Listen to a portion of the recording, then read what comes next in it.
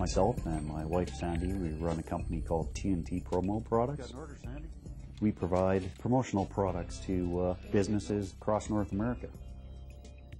People look at members of the specialty advertising business or promotional products business as being a middleman, being the person that they pay to do something that they would normally do themselves.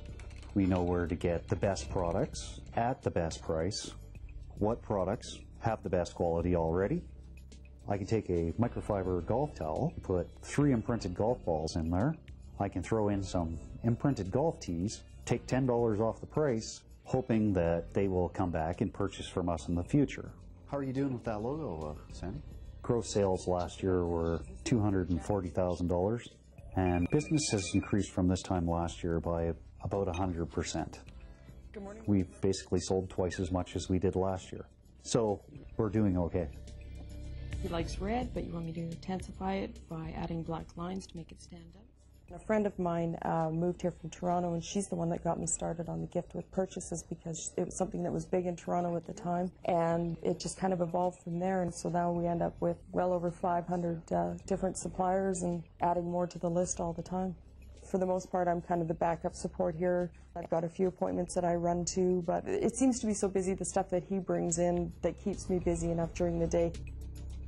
And once again, the tees. I find customers everywhere. You'd be surprised.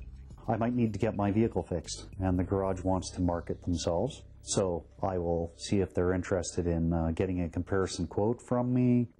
Ideally, though, we meet with the client.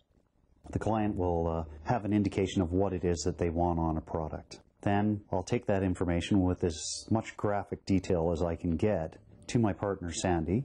She will put that into a digital file, print that off, let the customer approve it or approve it with changes, and then it's off to the imprinter to have the imprint put on. Every so often you'll get customers who have an idea or a concept, but they don't have any artwork whatsoever, so they will basically tell you what they'd like to see. It just develops from there. And most of the time it comes out pretty good. You have to be careful how far you extend yourself. I had a really good month in March. I had one of my largest single sales. It was $24,000, and because it was a military client, the profit margin's fairly narrow, so a large portion of that was the cost of raw materials and having the imprint done. So I would have been out that money for up to 60 days. And you've bought it on, say, Visa. If your profit margin is too small and you're paying interest on the balance, how long is it before you're losing money? With only so much operating capital, we were extended to the point where there'd be no way that I could make any more sales and be able to deliver. So I've sold myself out of a job, basically. Thanks a lot, Bill. There's very limited amount of products out there as far as conventional promotional products go. Everybody offers the same thing. Right now there's such a competitive nature in business. They want something that's going to set them apart from somebody else. I think that's where we excel because we won't really stop until we do find something that's kind of unique.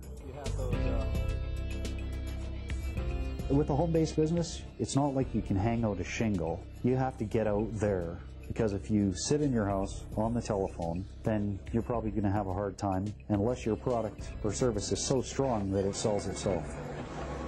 Most of our advertising is promotional. I've put ads in newspapers, been on the Aboriginal radio station, put the phone number and company name on my vehicle, any way that we can see that there may be some benefit from it.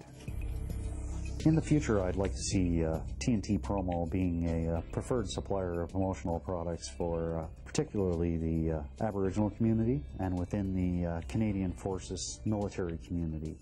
I'd like to have a standalone building where we do our own embroidery, silk screening, engraving, sublimation, and bring down our overhead that way, and also pass that savings on to our customers.